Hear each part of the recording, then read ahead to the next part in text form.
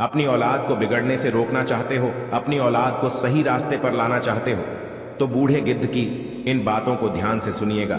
नमस्कार दोस्तों, आप सभी लोगों का स्वागत है हमारे YouTube चैनल पर। आज की ये कहानी बहुत ही ज्ञानवर्धक और प्रेरणादायक होने वाली है।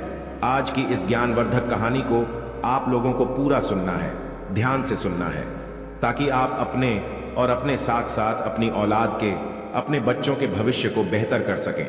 और इस कहानी में जो बातें आपको सिखाई जाएगी, उन बातों को आप अपनी औलाद को, बच्चों को जरूर से जरूर सिखाइएगा, ताकि वह बिगड़े नहीं और आगे चलकर आपका नाम रोशन करें, जिंदगी में तरक्की करें, कोई उन्हें धोखा नहीं दे पाए। आज की जो ये ज्ञानवर्धक कहानी है, ये बहुत प्राचीन है और यह एक बूढ़े गिद्ध की कहानी है। आज की इस ज्ञानवर्धक कहानी को आप सभी लोगों को अमल करना है।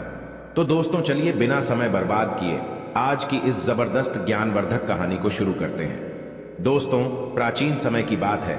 एक घने जंगल में बहुत बड़ा बरगद का पुराना पेड़ हुआ करता था और वो बरगद का पेड़ इतना बड़ा था, इतना विशाल था कि उस जंगल के सारे जीव जंतु, पक्षी, जानवर उसी पेड़ में आकर विश्राम करते थे।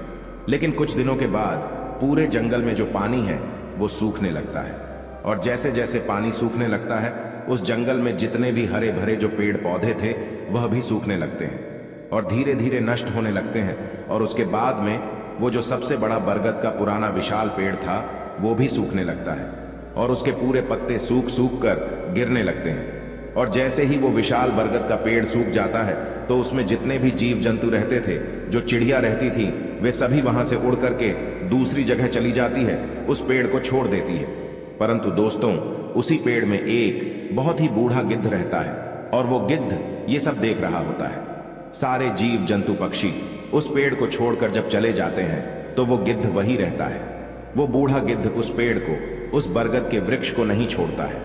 कुछ दिनों के बाद वो जो बरगद का पेड़ है वो और भी सूख जाता है और सूख सूख कर गिरने लगता है, झड़ने लगता है। उस पेड़ में दीमक लग जाते हैं और दीमक उस पेड़ को खाने लगती है।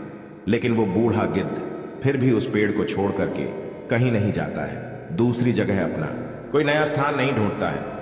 दोस्तों, उस पेड़ में उस पक्षी के साथ जो और भी चिड़िया, जो जीव जंतु रहते थे, वो सारे एक दिन उस गिद्ध, उस बूढ़े गिद्ध से मिलने के लिए आते हैं और आकर के कहते हैं कि हे गिद्ध बाबा, आप भी अब इस पेड़ को छोड़ दीजिए। ये सूख रहा है, ये नष्ट हो रहा है, ये कभी भी गिर सकता है।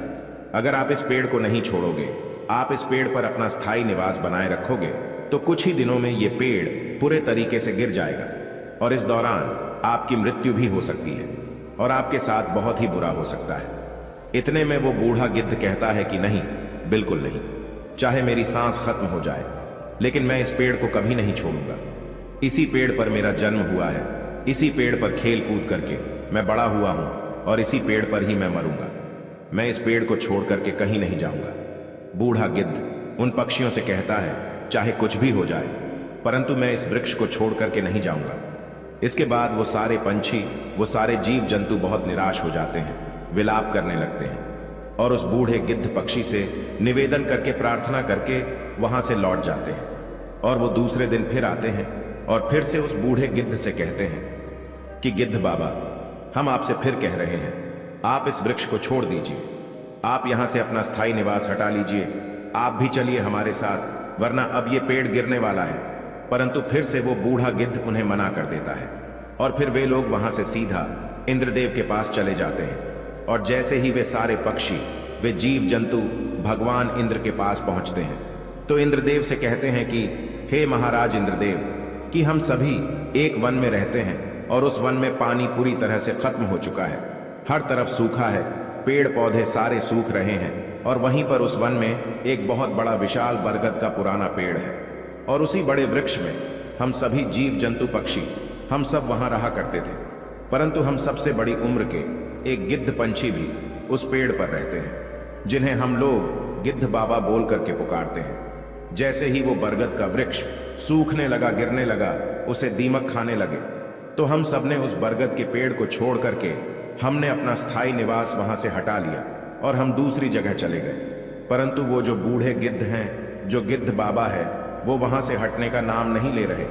हमने बहुत विनती की, हमने बेहद प्रार्थना किया, हमने उन्हें बहुत समझाया, फिर भी वो उस पेड़ को छोड़ने का नाम नहीं ले रहे हैं।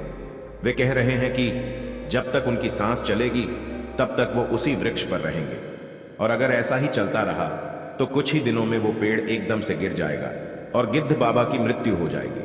वे सारे पंछी इंद्रदेव से यह आग्रह करते हैं कि हे इंद्रदेव, कृपया आप हमारे साथ चलें और उस गिद्ध बाबा से बात करें।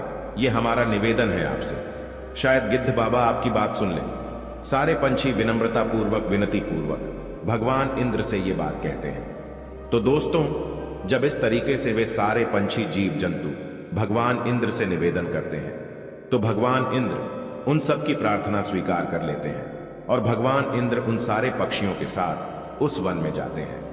वन में जाने के बाद जब भगवान इंद्र बरगद के वृक्ष को देखते हैं तो वाकई में वो बरगद का वृक्ष बहुत ही जर्जर स्थिति में पहुंच चुका था। उसे दीमक खा रहे थे। सारे पत्तियां उसकी झड़ चुकी थी और उसकी डालियां भी टूट टूट कर जमीन पर गिर रही थी। ऐसा प्रतीत हो रहा था कि अब यह पेड़ गिरने ही वाला है। तभी भगवान इंद्र की नजर उस बूढ़े गिद्ध पर जाती है। वो गिद्ध बाबा वहीं बैठे हुए रहते हैं और वो सचमुच बहुत बूढ़े होते हैं। फिर भगवान इंद्रदेव उस गिद्ध से कहते हैं कि हे गिद्ध, तुम्हारी क्या दशा हो रही है? तुमने अपना क्या हाल बना रखा है? क्या तुम्हें इसका अंदाजा भी है?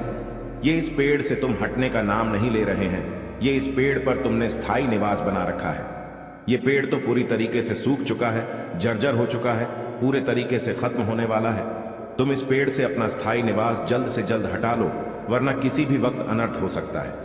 इतने में वह बूढ़ा गिद्ध कहता है, हे भगवान, अगर आपका हो गया हो तो अब मैं बोलूं। फिर कुछ ही पलों के बाद वो बूढ़ा गिद्ध बहुत ही विनम्रता पूर्वक और मीठे स्वर में यह कहता है भगवान इंद्रदेव से, महाराज इंद्रदेव, मैं आपसे कुछ सवाल पूछूंगा और कुछ बातें आपको बताऊंगा।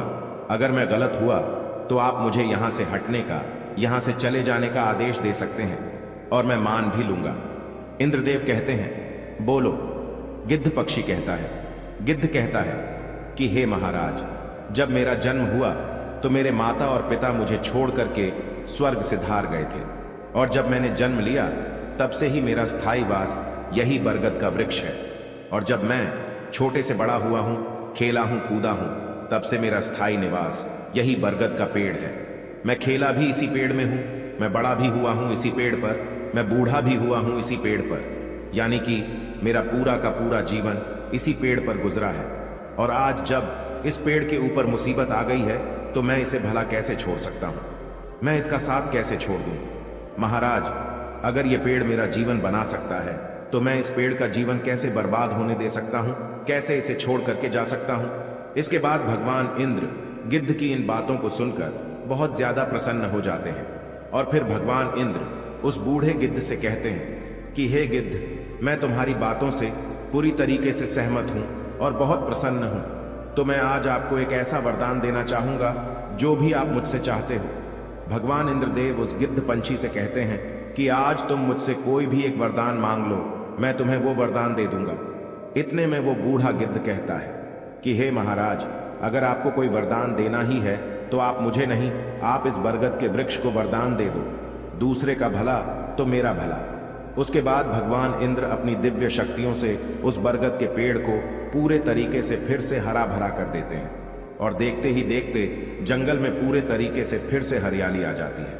जो पानी सूख चुका था, पानी हर तरफ फिर से मौजूद हो जाता है और जैसे ही पूरे जंगल में फिर से हरियाली लौट आती है तो वो सारे जीव जंतु, वो सारे पक्षी जो सूखे के वक्त उस पुराने बरगद के वृक्ष को छोड़ करके चले गए थे, वो सारे लौट करके उसी बरगद के वृक्ष में आकर के विश्राम करने लगते हैं और अपना स्थायी निवास भी बना लेते हैं। तो दोस्तों, अगर मांगना ही है तो दूसरों के लिए मांगो, दूसरे का भला तो समझो अपना भला। दोस्तों, उम्मीद करते हैं इस कहानी से आप लोगों को सीख मिली होगी। धन्यवाद।